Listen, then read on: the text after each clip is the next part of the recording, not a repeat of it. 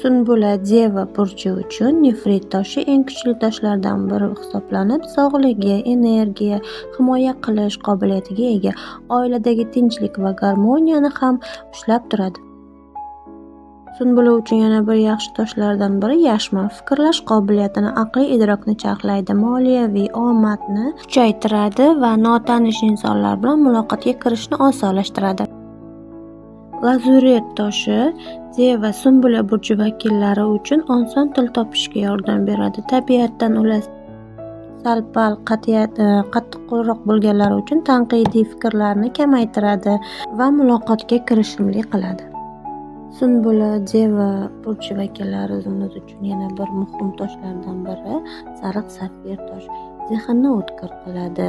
Yangi bilimlarni o'zlashtirishga yordam beradi, kayfiyatni ko'taradi, tushkunlikdan himoya qiladi. Agarda siz o'zingizni tug'ilgan yilingizni va sanangizni yozib yuborsangiz, men sizlarga sizning asl haqiqiy himoya toshingiz haqida yana ko'proq ma'lumot beraman. Bu sizga foydali bo'ladi degan umiddaman.